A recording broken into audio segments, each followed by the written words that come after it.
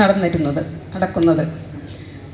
അത് കഴിഞ്ഞ് വളരെ ഏകദേശം ഒരു നൂറ്റാണ്ടിന് ശേഷം മാത്രമാണ് ഇന്ത്യയിലേക്കും അതേപോലെ തന്നെ കേരളത്തിൽ നവോത്ഥാനത്തിൻ്റെ ഒരു തുടർച്ച എന്ന നിലയിൽ കേരളത്തിലും ഫോക്ലോർ പഠനം വരുന്നത്.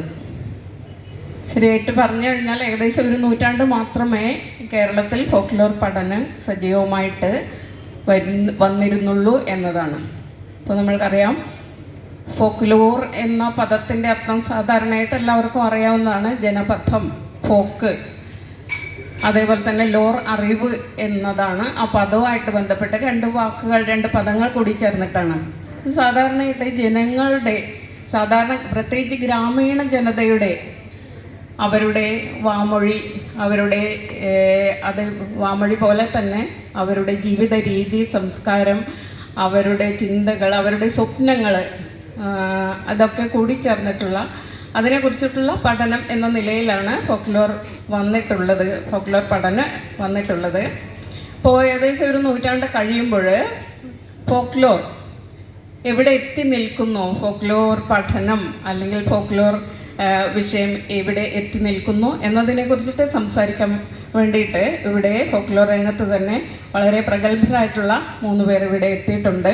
അപ്പോൾ ഫോക്ലോറിൻ്റെ വർത്തമാനം, ഇന്ന് എവിടെ ഫോക്ലോർ എത്തി നിൽക്കുന്നു എന്നതിനെക്കുറിച്ചിട്ട് ഫോക്ലോർ പണ്ഡിതനും കോഴിക്കോട് സർവകലാശാലയിൽ ഫോക്ലോർ വിഭാഗത്തിൻ്റെ തലവനും ആയിരുന്ന ശ്രീ ഗോവിന്ദവർമ്മ രാജ സർ നിങ്ങളോട് സംസാരിക്കുന്നതായിരിക്കും. എല്ലാവർക്കും നമസ്കാരം. ഫോക്ലോർ എന്ന വിഷയം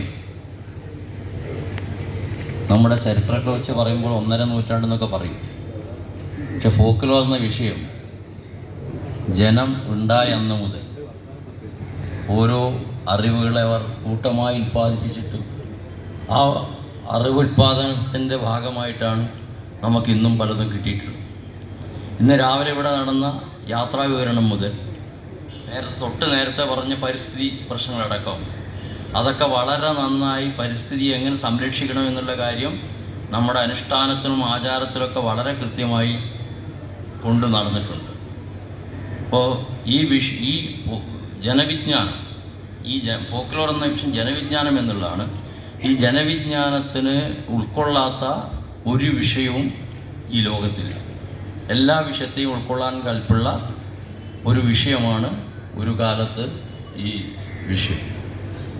പക്ഷേ നമ്മുടെ സാങ്കേതികമായി പറയുമ്പോൾ 1846 ആഗസ്റ്റ് 22 എന്നൊക്കെ പറയും ആ പദം ഉണ്ടായത്.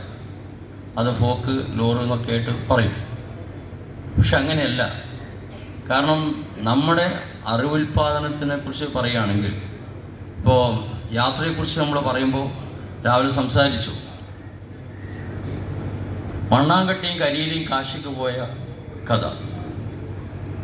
അപ്പോൾ നമ്മുടെയൊക്കെ കാശിക്ക് പോകുന്നൊരു കഥ നമുക്കുണ്ട്. അതിന് 2 വരിയേ ഉള്ളൂ ആ കഥ.